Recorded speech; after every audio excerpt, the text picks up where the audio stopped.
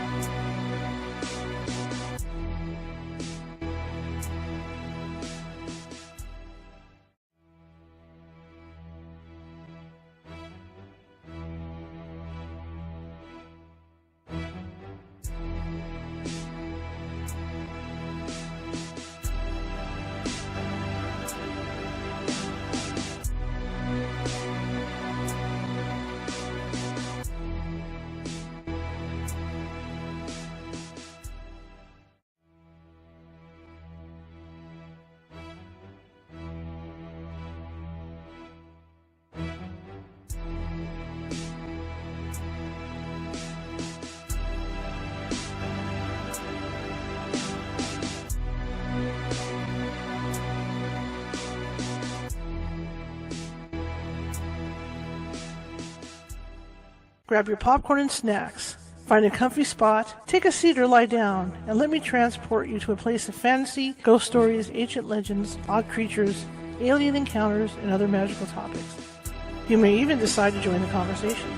From faraway lands to your own backyard, with a small dash of pixie dust. Turn out the lights and open your minds. The journey is about to begin. Good evening, everybody. How's everybody doing?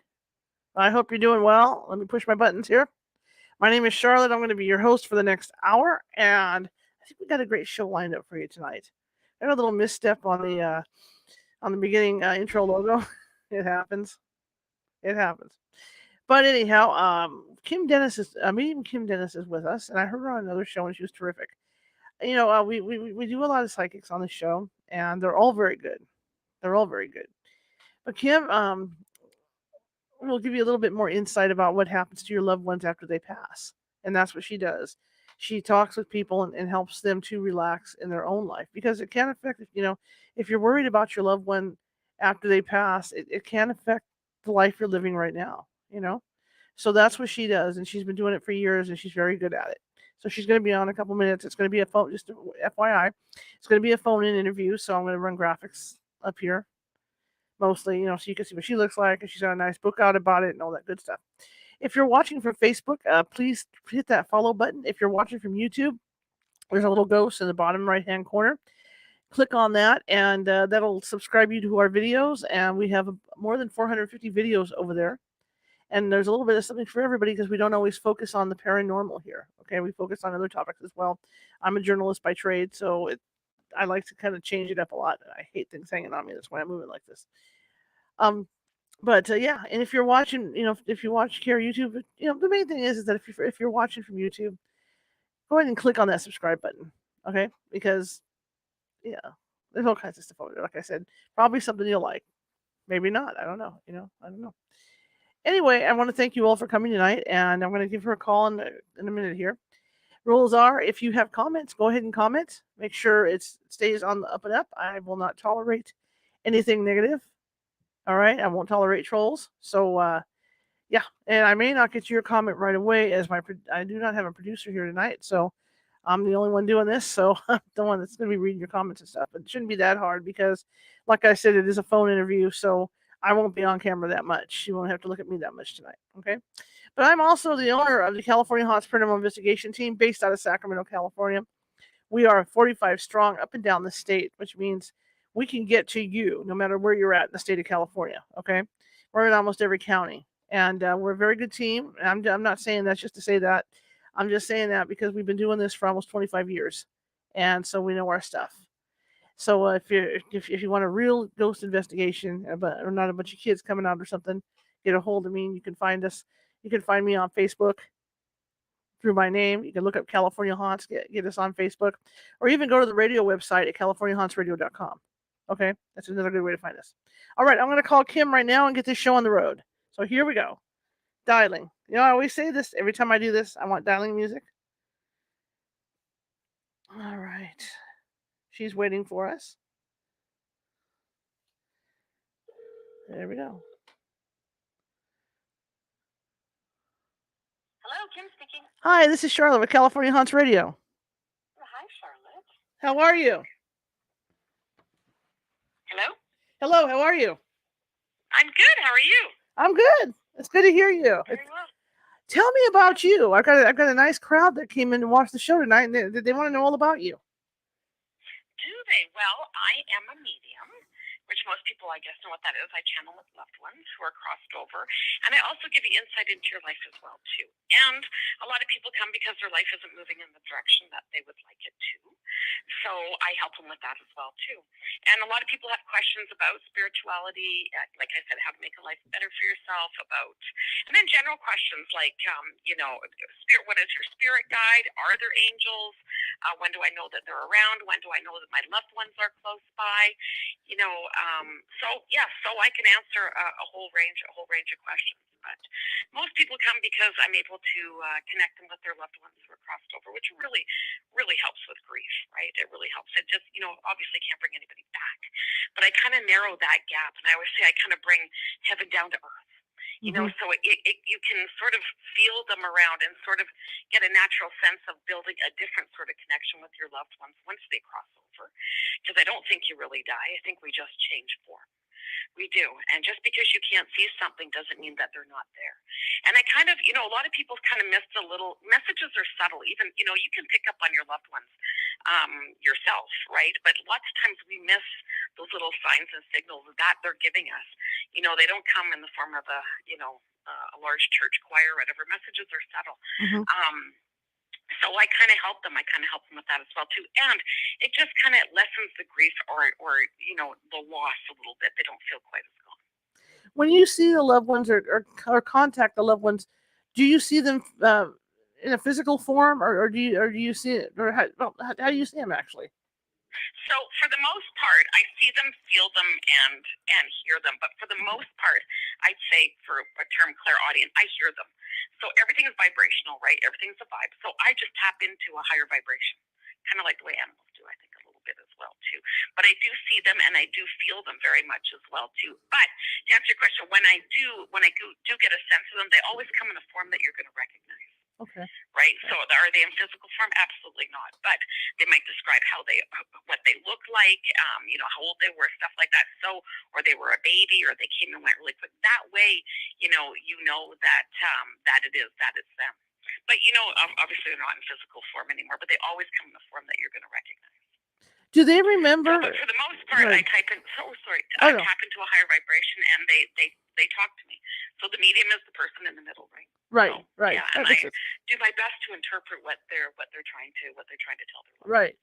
Now, when people see apparitions here on Earth, are they able to remember what they look like? Because obviously they're coming back, right?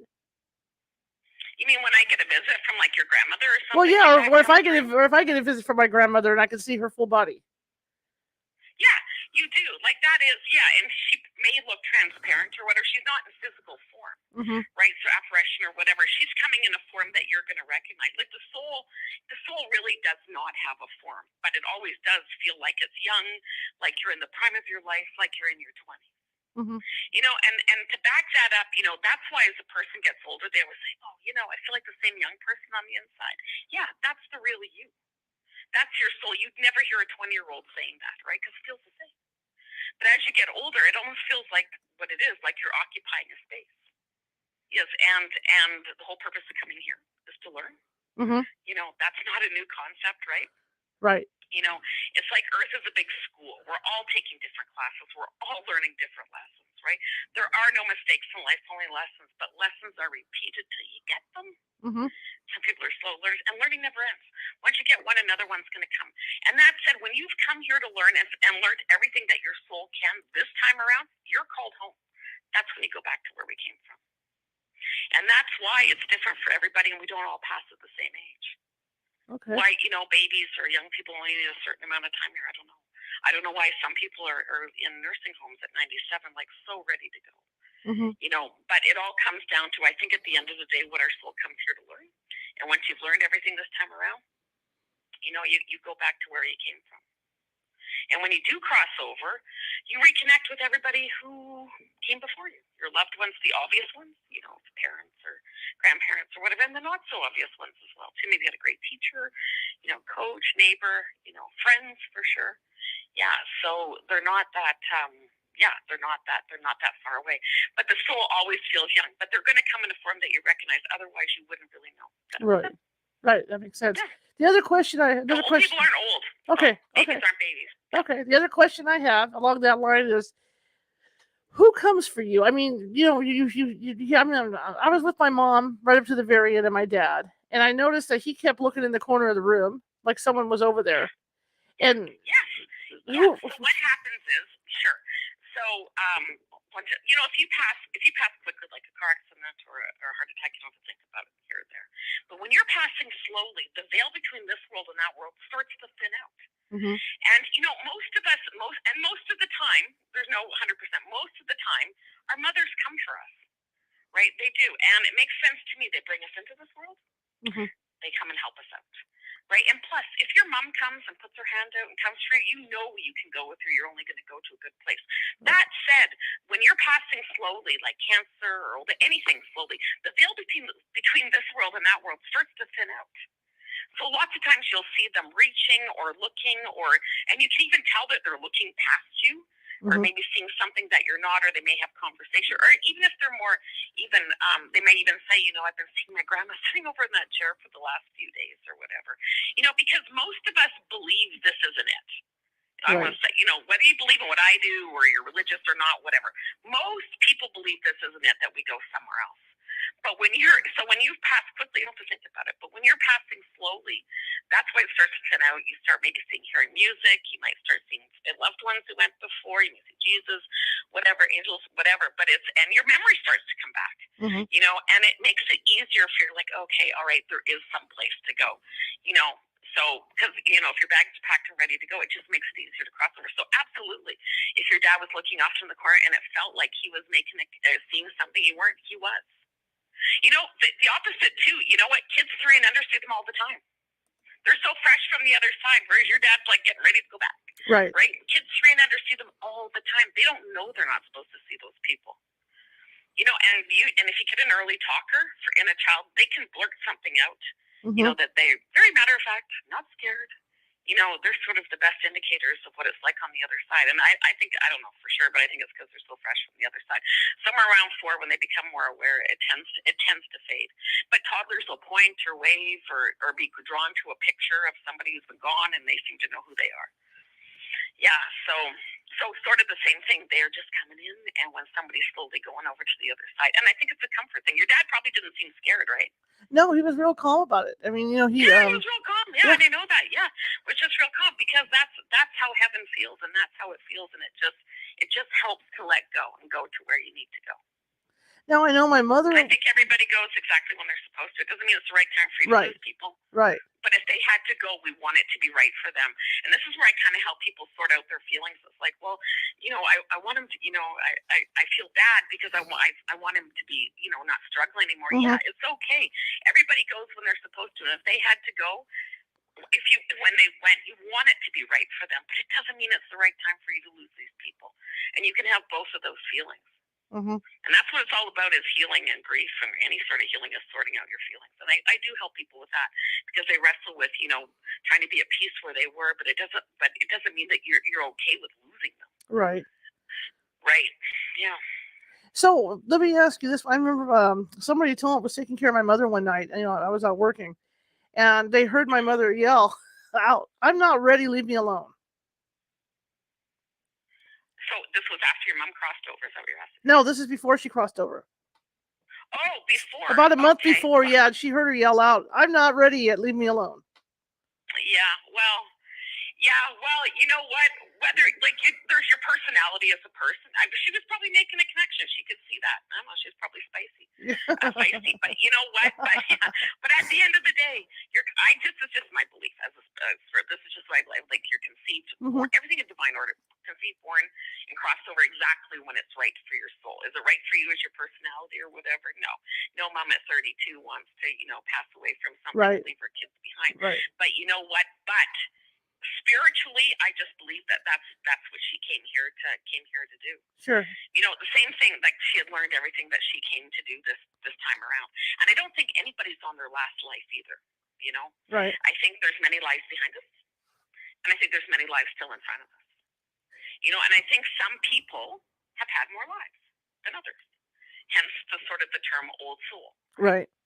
Now, a lot of people think their child's an old soul, and I'm like, yeah, maybe, but you don't know that yet. Just see what they do with their life. And I want to say nobody's any less, but some people have had more lives. And the easiest way to pick out an old soul in the everyday world, old souls are just naturally drawn to the service of others. Oh, cool. I didn't know that. So they're the teachers and the nurses and the social workers and the people who work with animals and the firefighters. Now, we need all kinds of people in the world, don't get me wrong, but they're the old souls. Because everything you make others feel just recycles back to you. That's all karma is, right? Mm-hmm. You put out good, you get better. Nurses and teachers may feel overworked and underpaid, but they never feel empty, right? Right. Right. So that's an old soul. So if you get into the business of if your work, you're naturally drawn to the service of others because you instinctively know that's how you're going to make a good life for yourself. Anything where you're helping people or animals all day. Now, like I said, we need all kinds of people in the world, but that's an old soul. Fascinating. Now, and sometimes you do get a little sense. I don't do much on past life because you can't really validate it. But right. I believe they're there, and I think sometimes you do get sort of a sense of something that you're drawn to in this life, but doesn't really fit your life. You're like, I have no idea, but I'm drawn to this place or this, country or this babble or Mm-hmm. this, scenario, or I'm crazy about steam trains. I have no idea why. There's Right. there's some connection. Yeah, probably to another life. Probably. Now, a question I have too is if somebody dies by themselves, dies alone, what is that like? Is it the same process where the relatives will come for them and it's just a calming thing when they go? You mean as opposed to like if they had family in the room with them? Right.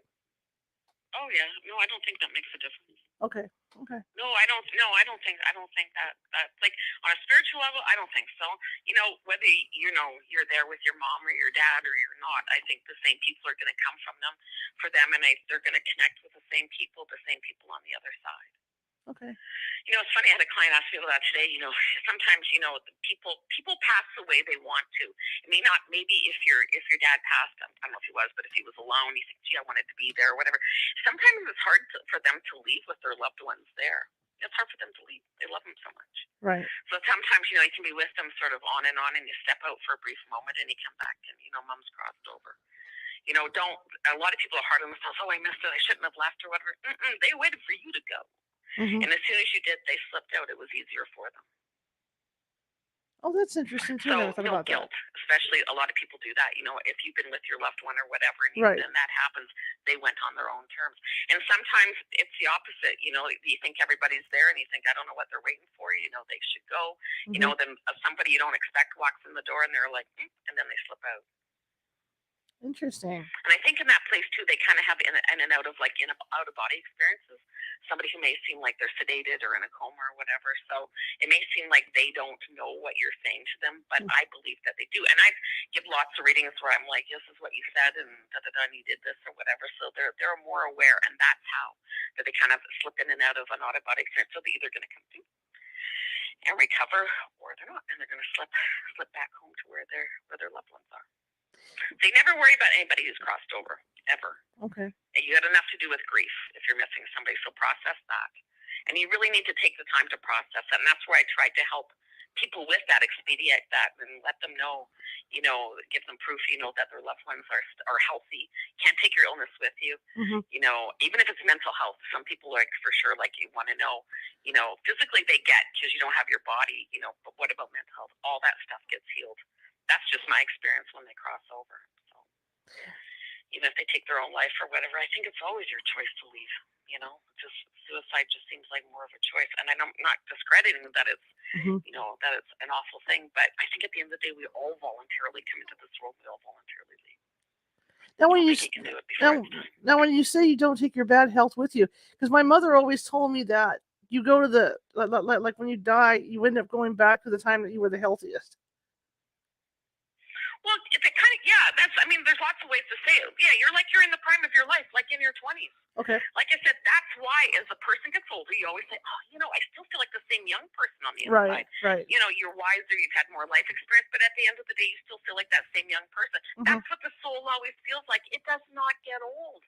It always feels like you're in your 20s, the prime of your life. That's why I say you never hear a 20-year-old say, oh, I feel like the same young person on the inside, because that's what it feels like. Mm-hmm. And as you get older, it literally starts to feel like two things, which it is. Mm-hmm. Which it is.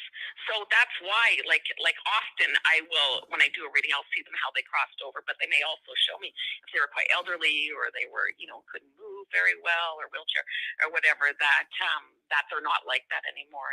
There's like the young guy, combing his hair back and rocking around the clock or something. I might get a flash to that. So. Mm-hmm. Just to reassure their loved ones. That's what it is. It's just to reassure their loved ones here, that they're not sick or anything. But your mom's right. There's lots of ways to say the same thing, right? Right. Yeah, but just like nothing hurts, everything moves, and you're at peace. Yeah, you're just completely at peace. I can validate that because I had out of body experiences almost every night for 10 years. They started when I was 13. Wow. And I had them almost every night until I was 23. And most of the time, I didn't go anywhere. I just went around my room. Sometimes I went about my house, but really, I had lots of them. And honestly, most of the time, it was just me looking at myself laying on the bed or on the couch. And I was never frightened. I never thought I was going to die. It's odd when I think back because I was quite young. But a couple times I did go to a higher place, which had to be, I don't know, heaven, I guess.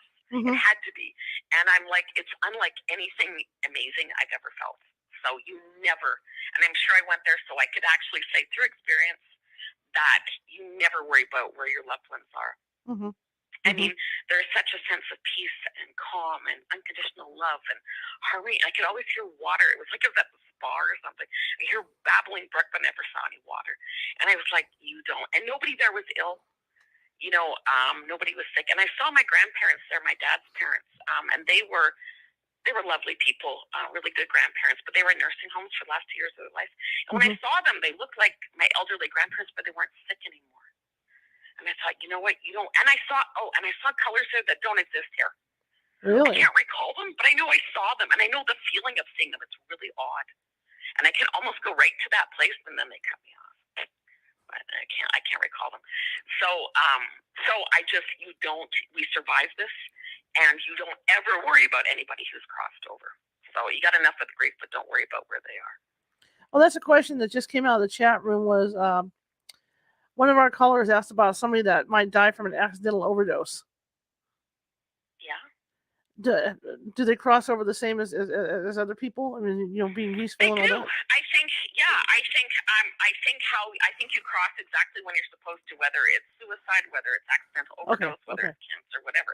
It does. It's not. It is important here to the living here how that happened. But at the end of the day, I do believe you can't go before your time. We all go in a different way. We do. But I think at the end of the day, yes, that they do cross over exactly when they're supposed to. But I always say that doesn't mean they're usually young people when they're overdoses, right? But it doesn't mean it was the right time for you to lose them. But if there's any comfort in knowing that they weren't taken before their time, we all come here to learn, right? For different amounts of time. And I don't know why he needed only a short amount of time, but that's all he needed this time around. But he wasn't taken before his time. Okay. That's what I believe. I just think everything happens the way it's supposed to. Absolutely. I don't think there's coincidences or luck. Everything happens for a reason. You might not always know what the reason is. I get that, but everything does happen for a reason. In the work that you do, and I'm not trying to downplay anything, but I mean, you're in contact with people that have lost loved ones, and how do you keep your energy going for that? Because I mean, when you get around people like that, it can be a drain.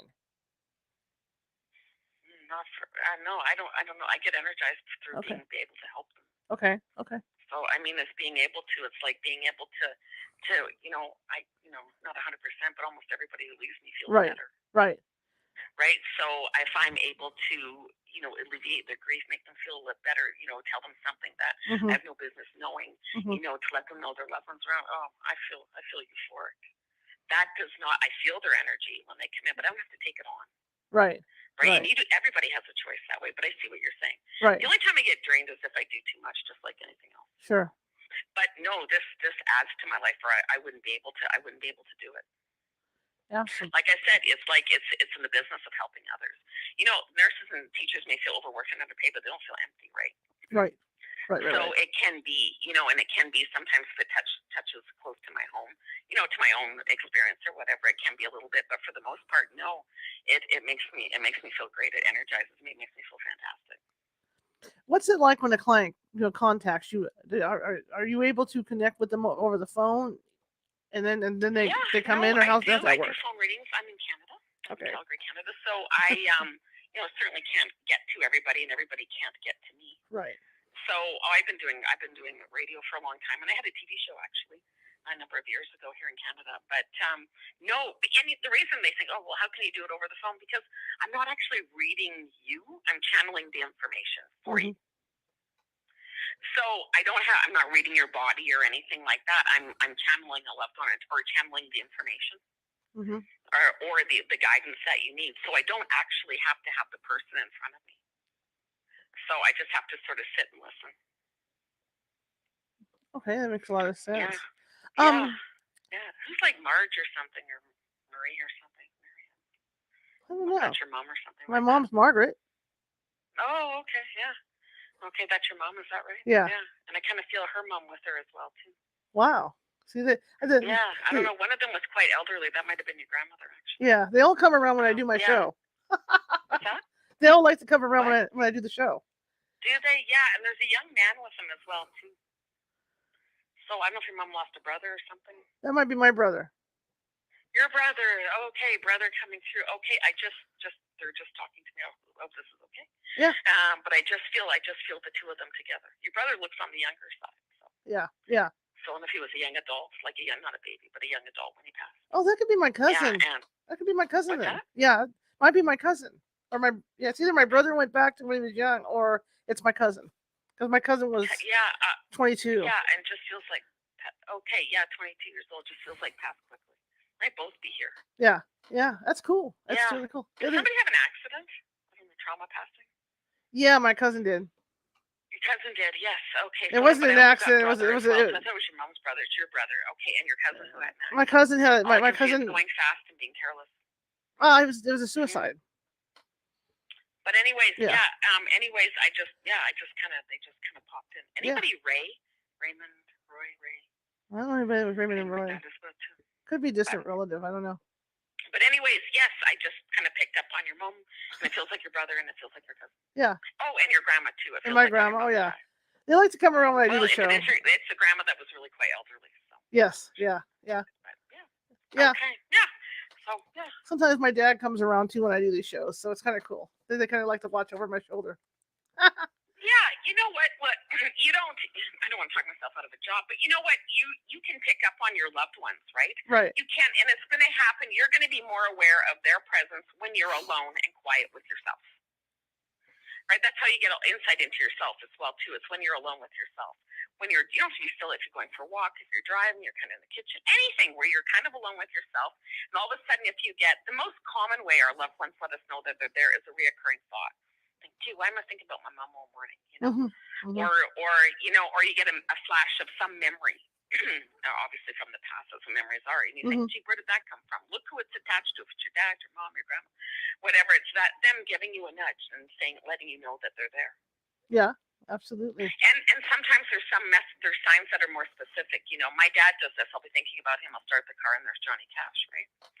So so anything that makes you stop and have a little moment, you're like, oh, that makes me think my brother or my mom, that's them. Stay right there in the moment. Because it's so easy to talk yourself out of what just happened. Right. We do. You want to stop thinking. We should just stop thinking. Well, I shouldn't say that altogether, but thinking's so overrated. But if you are, because like I said, it's not tangible, and it's easy to go, that was just, I don't know, whatever, and talk yourself out of it. So don't do that. If it makes you stop and have that moment with them, it's them. Right. So when you so thoughts carry energy, right? That's why we tell people to pray, right? Yeah, absolutely. They do. Even and vice versa. It is. You know how you can be like thinking of a friend all morning, and then she calls you at lunch. Right. Right, and you think, oh, that's crazy. I've been thinking about you all morning, and now you called. Yeah, all morning she's been saying, got to phone Charlotte at lunch. Got to phone Charlotte at lunch. And every time she does that, you get a ping, ping, ping, and then she finally gets to her lunch hour and she picks up her phone and calls you, and you're like, oh, that's crazy. No, not really. So yeah, everything's connected. Absolutely. Makes sense, right? Did you say the name? Okay, never mind. No, I'm not going to worry about that. I'll email you afterwards. I have a question about a name you came up with, but I'll email afterwards because it's something else. Yeah, you can call me or message me. Okay, yeah. Anyway, when a client comes to you and obviously they're despondent because they've lost someone, what's the first steps you take to kind of calm that down? To get them into a place where I just kind of jump right in like that. I'm like, okay, sit down. I just sort of give them my little. I'm like, just tell me yes or no. Ask me anything you want. And I'm like, okay. And lots of times, if they're my first reading of the day, right, or I've had a space in between readings or whatever, I was big enough. I might start picking up somebody. I'm like, I don't know anything else, but your dad's gone. They're like, yeah. I'm like, Bob, yep. I'm like, okay, we'll see when we just kind of go from there, and it just kind of gets their attention. I just jump right in. They're just like ready to go. Okay. So and people come knowing that I do that. That I do channel people who are crossed over. So yeah, I catch them off guard sometimes, but it's a good catching them off guard. So yes. And once they realize that they can make contact with them, and obviously it'll make them happy. But I mean, like you were just talking about different signs to look for. Is it a case where they just were closed off to with their grief that they didn't see the signs? Sometimes Yes, or they don't realize that it is a sign because like Mm-hmm. signs are subtle, right? Right. Sometimes, pardon me, you get one that's like right in your face. Don't get me wrong. But, sometimes I'll say, well, it seems like you're getting lots of memories, flashbacks to Christmas. They're like, I am. When I was a kid, I'm like, that's your mom. Really? I was wondering that. And I'm like, yeah. It's just like, oh, I'll say, you know what, you're this, or, every time you go for a walk, or you saw, dragonflies or something. It's like, yeah, Right. one landed on me. I'm like, yeah, that's your daughter that passed away, letting you know that they're, oh, I was wondering about that. So because people more don't want to be disappointed, Mm-hmm. right? Mm-hmm. They don't want to they don't want to get their hopes up. That keeps them in the way of that gets in the way of them manifesting anything actually really. Right. So that's why I try to say, look, if you're having a moment and there's something that makes you think of a loved one, it's them. Just stay right in that moment. And can people actually talk with them? It's like you're just sitting down and you realize there's a moment there. You know. Yeah. Yeah. Yeah, you do, and you can almost like have it. You can almost feel. Yeah, you can. You can feel like you might get a thought in your head or something like that, but you feel like you are connecting with them, or they're sitting beside you, or you feel like they're hugging you, or you get a smell, or you know you're thinking of something and their name pops up, or I don't know. There's so many different things that can be unique. There's common ones like reoccurring thought and memories and stuff like that. But really anything, it's kind of anything that makes you stop and think because everybody's unique, right? Right. My grandmother, I had a grandmother who was English, right? She was from England, and sometimes I'll get a smell of lavender, right? And I'm like, I don't have to do the work. I know it's her. It's just like it just takes me back to when I'm a kid and all the bath powder and stuff, Yardley. So, I don't have to do the work. It's right there. And that's part of it. You don't have to go, gee, what's that? It's like it just takes you right there. Right. So whatever it is, yeah. And, it's just like if you're having a hard day, like say, Mom, you know what? If you're around, give me a sign that you're there. Let that go. Just like placing an order and go on. Don't tell them what to do. Don't tell them to move something or flicker a light or what. Let them figure out what the sign. Mm-hmm. Mm-hmm. But just say, just give me a sign that you're with me and let that go. And usually it doesn't take very long and something will happen. And I always get people who say, oh, I don't know. And they'll try to talk themselves out of it. And I'm like, don't do that. Well, I was looking for it and it showed up. I'm like, yeah, that's how everything works.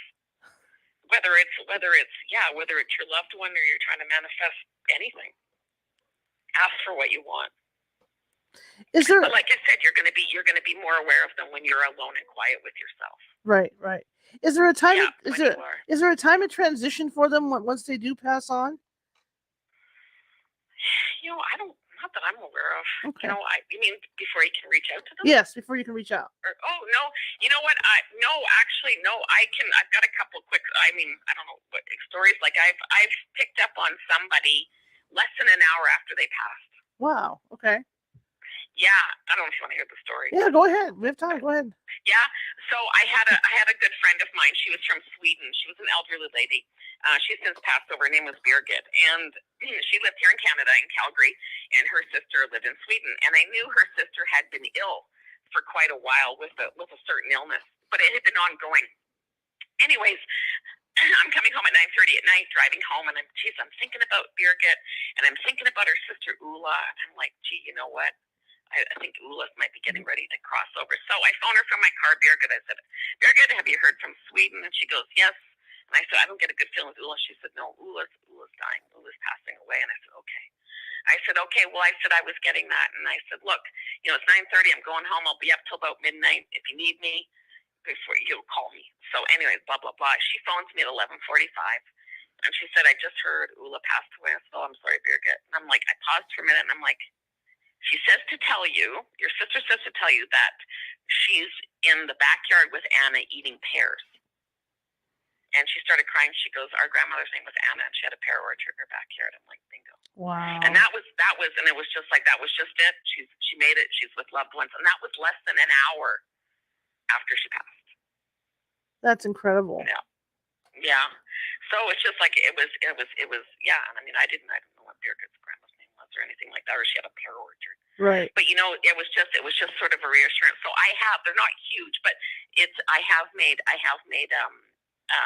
connection with people like in a real short amount of time. And a friend of mine too, her dad passed, and later that day he just gave me a name, and I said, "What does this mean?" And she knew what it was. So I don't think once you're there, you're there. Mm-hmm. I mean, I think there's a process, right? Mm-hmm. You know, I think you go through the light. Mm-hmm. And one thing I think, well, I believe that happens is when I did visit heaven, that one of those times I kind of peeked into this room. I was like, I was always visiting. Peeked into this room, and it was like a classroom. Do you remember the TV trays back in the old days? But Absolutely, anyways, yeah. like all these tables and all these souls. They look like people, souls sitting in a classroom, and they were watching these screens. And I was told that all this group of people, or souls, I should say, had just crossed over, and they were watching their life. It's like this is where my life flash before my eyes comes from. Somebody's experienced this, a few people, obviously. But it was like life review, and they were watching everything they had just done here. And that's part of the experience of crossing over. Not only do you watch it, you feel everything you made other people feel, and that's part of the learning process. Mm-hmm. So that was when I was like 14 or something. Fast forward to the 90s, and when my kids were little and Oprah was beyond, she had Betty Eady on, who wrote a book, Embraced by the Light. I don't know if you've read it. But anyway, she had a near-death experience during a surgery. Different than mine, but she had a near death, and she says she visited heaven. She saw that exact same room. I remember, I was like, oh my gosh, what did she just say? I was listening to her. My kids were running around, and she saw that exact same room, and it was not that I had any doubt, but it was like validation. So I believe that. I don't know all of it, but I think that's part of the process. They showed me that for a reason, right? That's part of the process of crossing over. Right. Because they always, I'm almost everybody will say that you have to look over the life that you just led, to see how your actions have affected everybody else's actions. Yeah. So it makes sense. Yeah, that's it, and that's part of the learning process, right? You learned what you did. It's just like anything to do with the past, right? Even here in the living world, mm-hmm. right? Like everybody has all kinds of emotions, but people are depressed over a long period of time. I feel bad, but you know what? They live in the past. People who are depressed live in the past. I don't think even God can change the past. And the only thing you're supposed to do with your past, I can already say, is learn from it. That's it. When you know better, you do better. That's the whole point of being here. And if you're dragging that around all the time, it's really going to be hard to move forward. So if you mess up or something happens, okay, I learned from that. You're going to do it again. Yeah. Okay, that's it. Move on. Something else is going to come up. That's how we're evolving creatures. We come here to learn. But that's why you review your past up there, you learn from it, and you move on. You don't hang on to it up there. And you more or less feel what you made other people feel. What you do here in the real world, that's all karma is, right? Right. Karma's just cause and effect. It's even the golden rule. If you're a Bible person, do unto others, it will be done unto you. That's karma. Right. Goes around, comes around. Where you reap what you sow.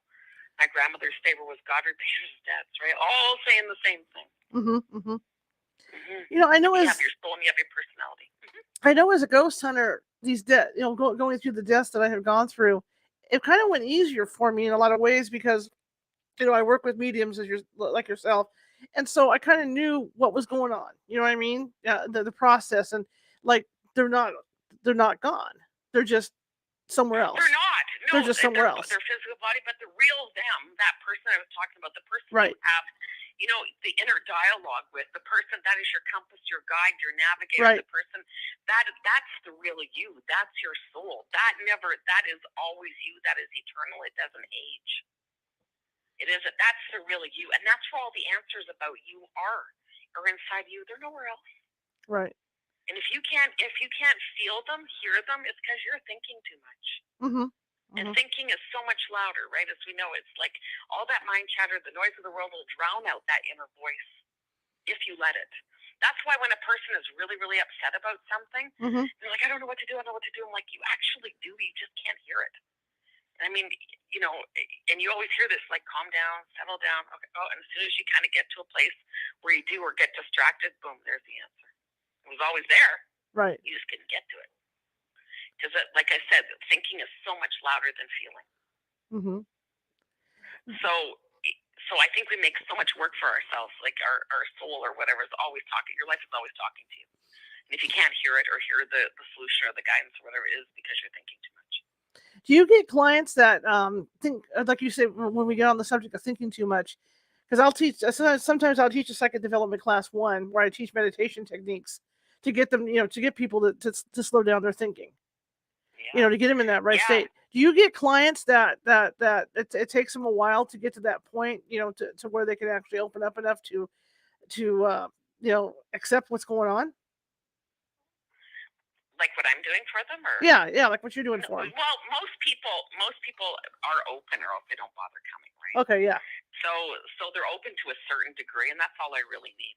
The only exception sometimes is some poor guy gets dragged here by his wife, and he really doesn't want to be here. I'm like, don't bring him.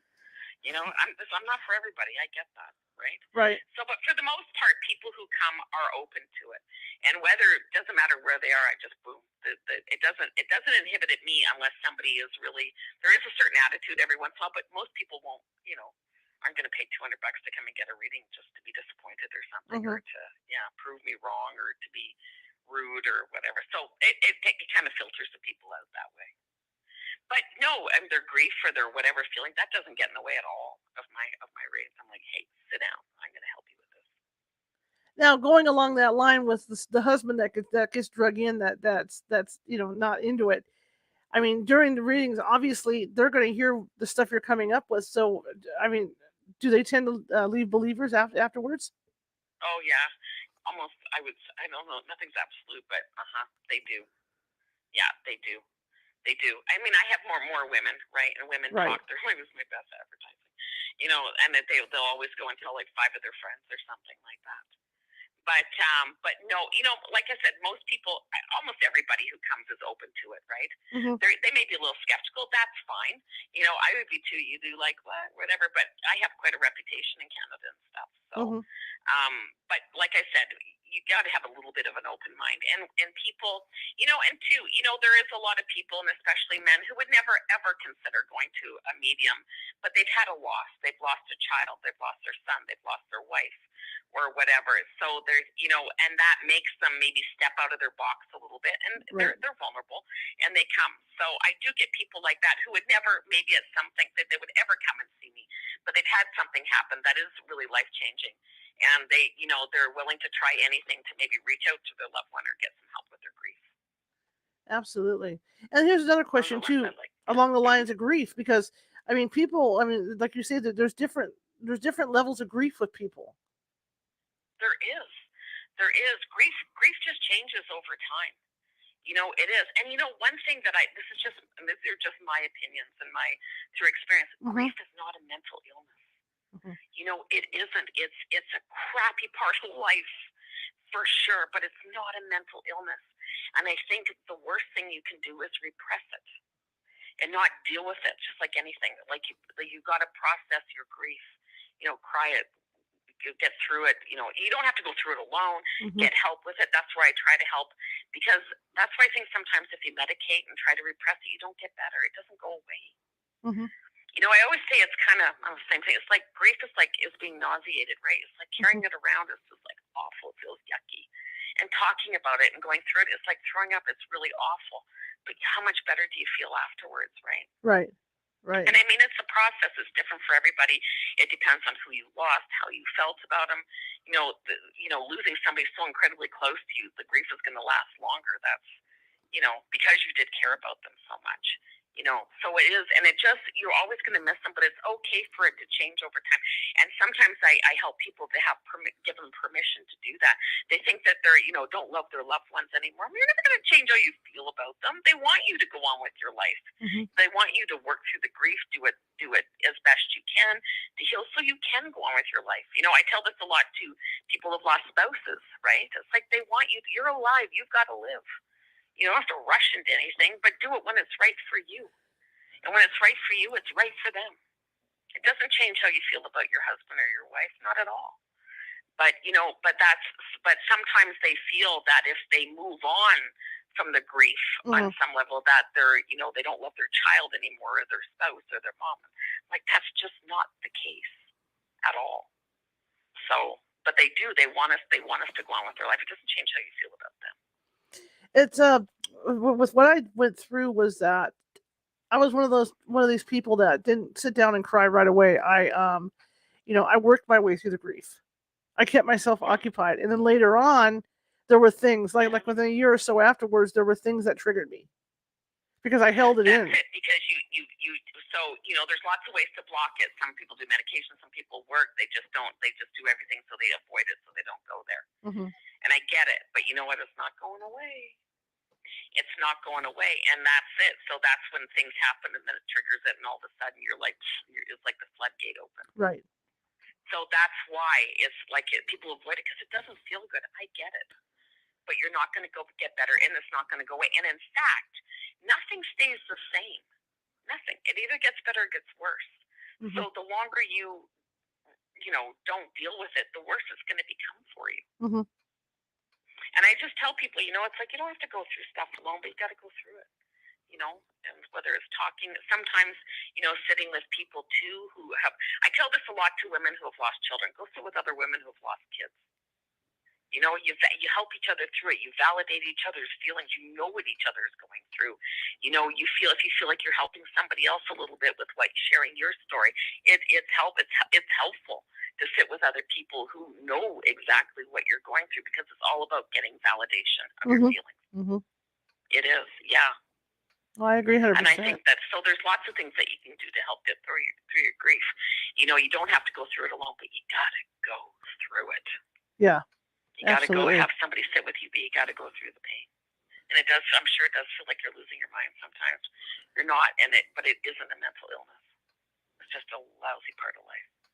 And I hate to say it, I think it helped. I think being a ghost hunter and understanding the process, like you understand the process, helped me a lot because, like I said, they're still here, but they're in another existence. Even the real part of who they always were is eternal. Mm-hmm. They say the soul's eternal. It sure is. Right.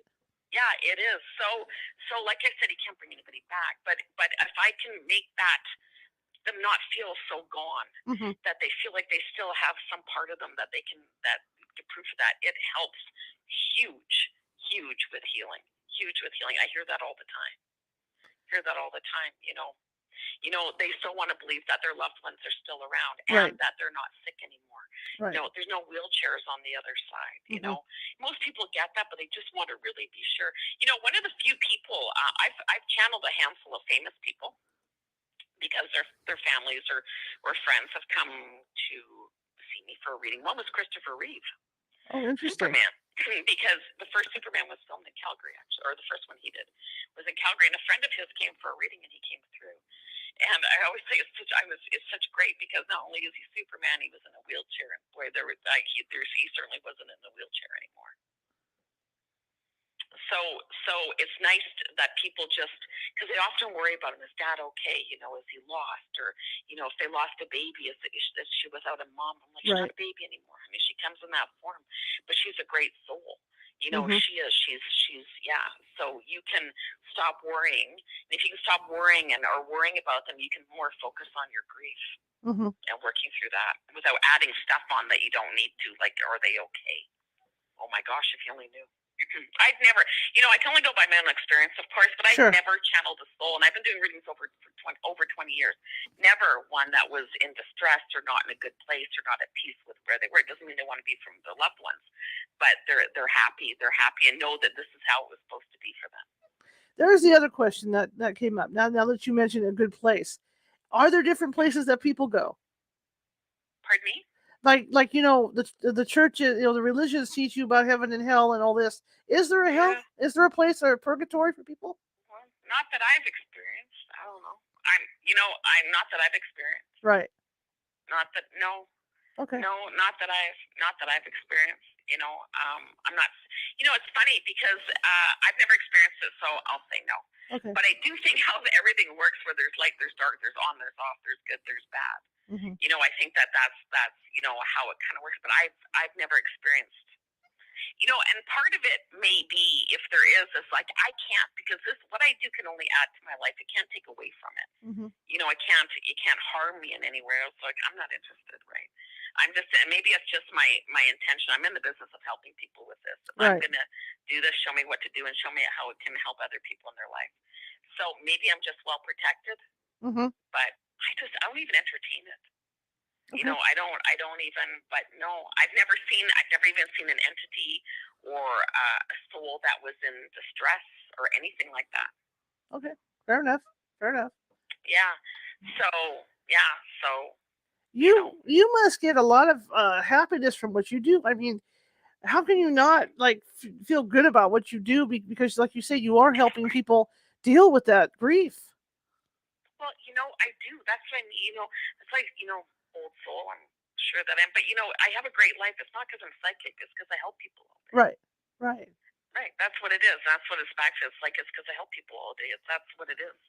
So everything that I make them feel, which I can really turn around grief, not take it all away, but I can help them, and that I make them feel always, always, always. Those feelings come back. Mm-hmm. For every action, there's an equal opposite reaction. So it is. It's if I can I can see it in their face. I can see it in their eyes. Just a little bit of relief.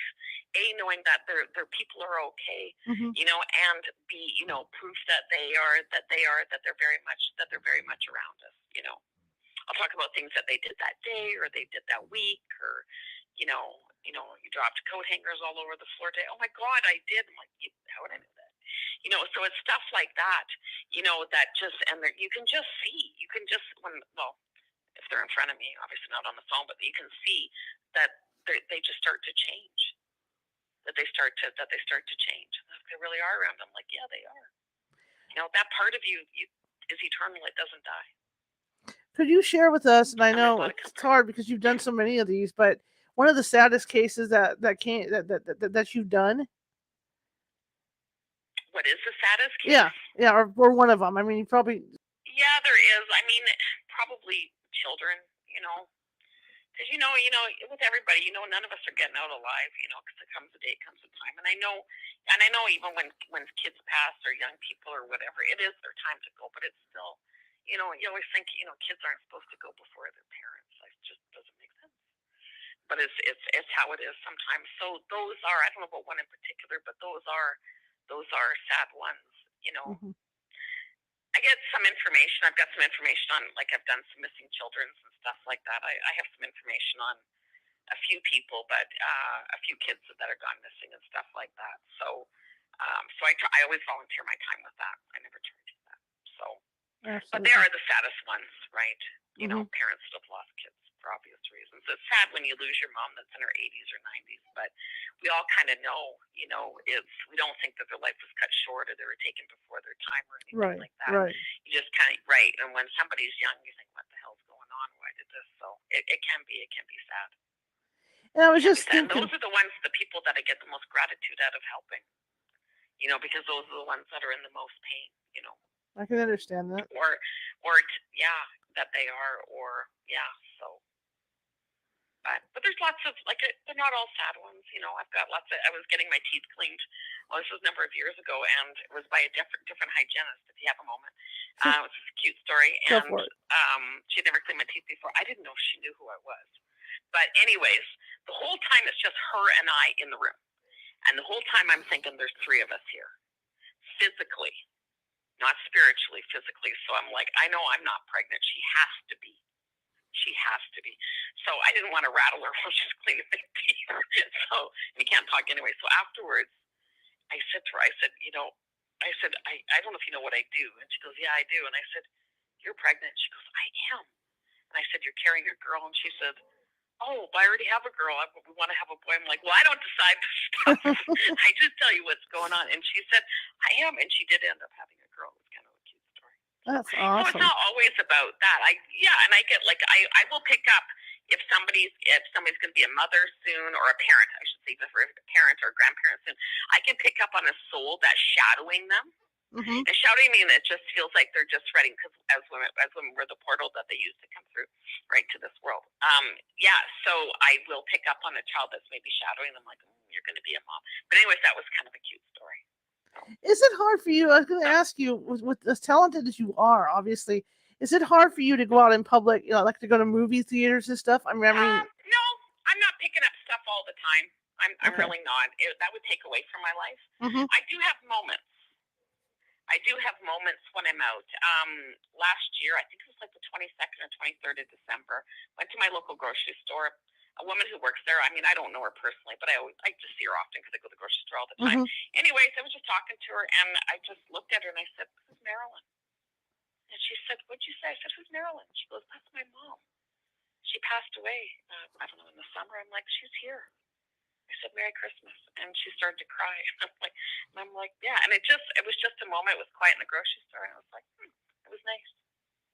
I have another lady. She's funny at our local health food store. I go in there, and if she's there, every once in a while, she'll like corner me because her brother died in a motorcycle accident. She goes, "You're not leaving until you tell me something." So I'm like, "Okay, hang on a second, and I'll accomplish something." But I mean, I'm not walking through the mall or the store and picking up stuff all the time. Not at all. Okay, yeah, I wonder about and that. I don't want to. I don't want to either. It's just like no. So it's always there, and I can go to it and sort of access it pretty much when I want. And sometimes I do get random stuff as well too, like I did, because I wasn't looking to say anything to Kathleen. It just kind of came over me, and I just looked Right. at her and I was like, "Who's Marilyn?" She said, "My mom." And I said, "Merry Christmas." She said, "That's a Christmas present." I'm like, "There you go, no church." That is awesome. Awesome. Yeah. I'm like, I just skip out the story. It's like, oh, I'm so happy. And it just makes me feel good. Makes her feel good. Makes me feel really good. Right, absolutely. Yeah. Absolutely. Yeah. So I do get little moments. I do get little moments if I'm sitting with somebody or whatever, something might pop into my head. But I'm not picking up stuff all the time. My head would explode. What about at home? Are you able to keep it shut down when you're at home? Like when you're not working? Oh yeah. Oh yeah, it's like I don't know. It's like being, I guess, a singer or something. You're not singing all the time, but you Right. can go there. To use the example, being go there, but no, I mean I'm always kind of in tune with myself and talking with myself in my head and sort of figuring stuff out and like I was like I need this, figure this out, and it'll come. So I mean I'm really pretty keen on manifesting. Mm-hmm. I don't look for outside things to bring me what I want. It all comes from inside of me. The key to you manifest whatever you want. You just got to talk to yourself like it's already yours. Okay. Right? Yeah, you're a magnet. Everything carries a vibe, right? You're a magnet. Your Right. wish is their command. Literally. Just make sure you're commanding what you want. And that's why, you got to watch. Words become things. Thoughts become things all the time. That's why you have a conscious mind, you have a subconscious mind. You want to work more on your conscious mind, and conscious mind means that you're focusing on what you want. Mm-hmm. And always talk to yourself like you already have it. I have financial freedom. I'm on the beach in Maui. I have, front row parking at Costco. I'm in a great relationship with the person who's perfect for me. Don't be wishy-washy. Or, someday I'll get to Paris. Oh, whatever. That's some other day. Whatever it is, talk to yourself like it's a done deal, like it's yours. It doesn't matter if it's a cup of coffee or $1 million. It takes no more effort for the universe to manifest that for you. It's more what you think is possible for yourself.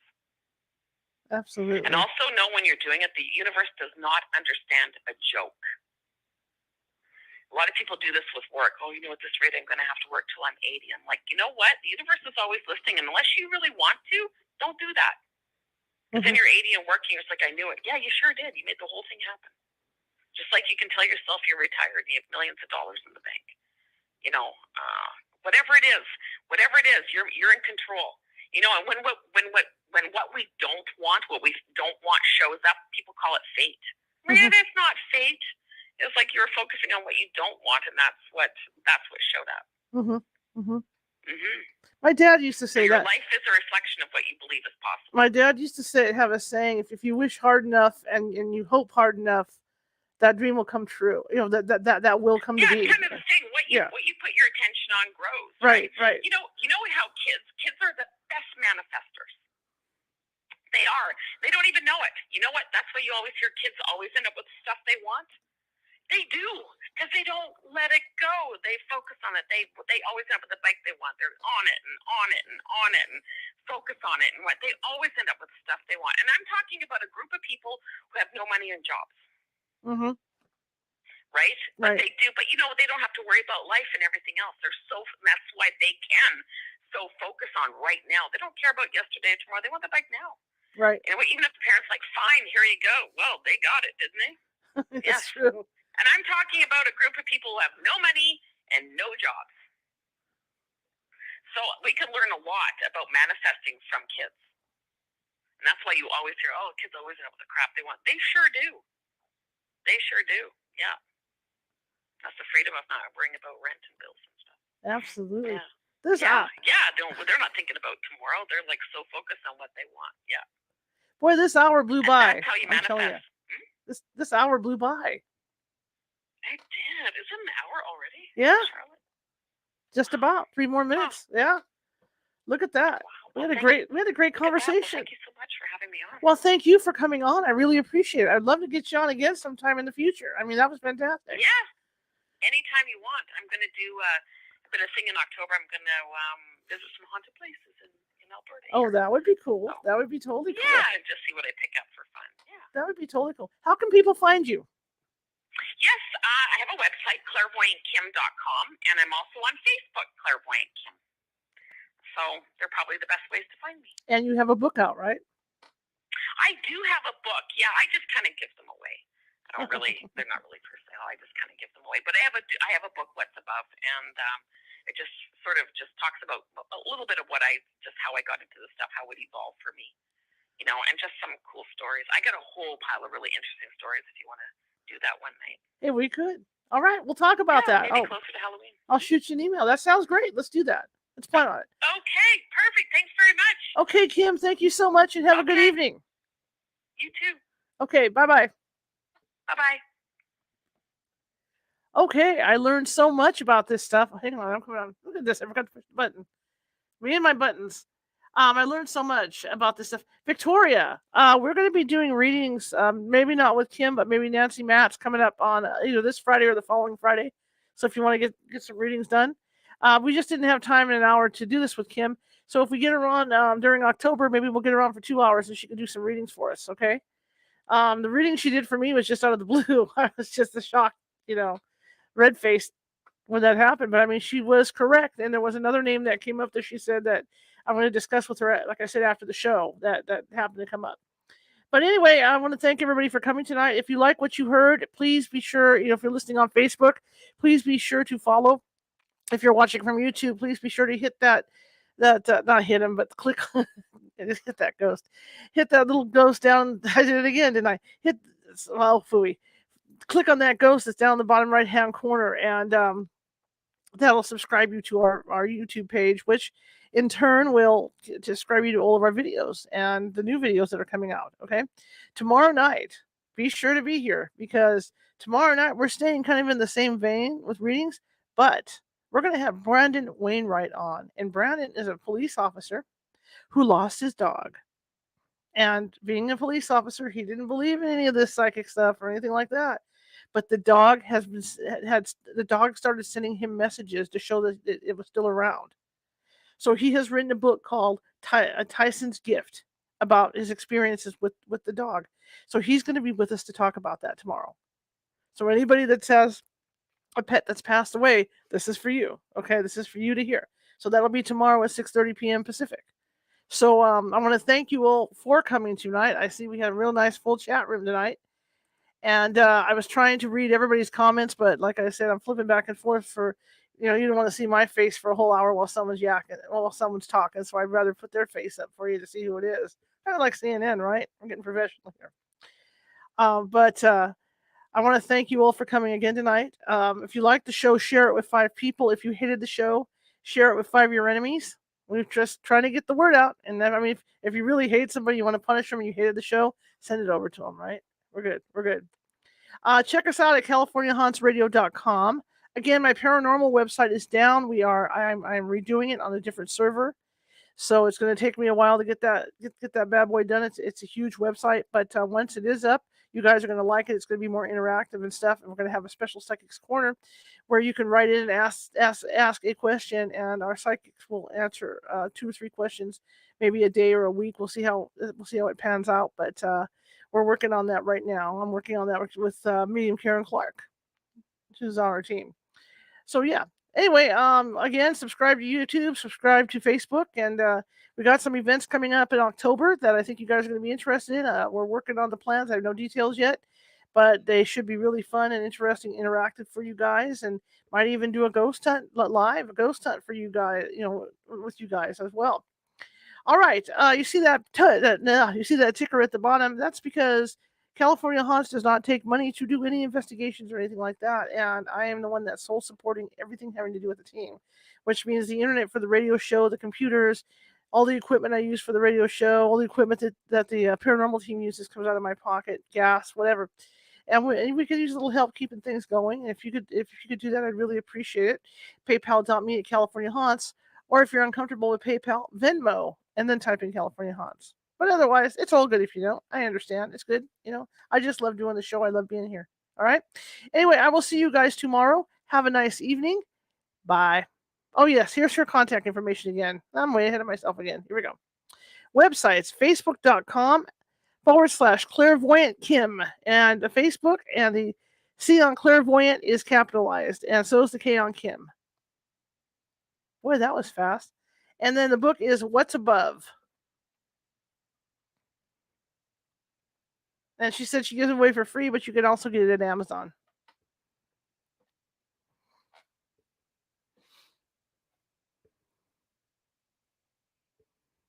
Okay, I will see you guys tomorrow for Tyson's gift. Have a good evening.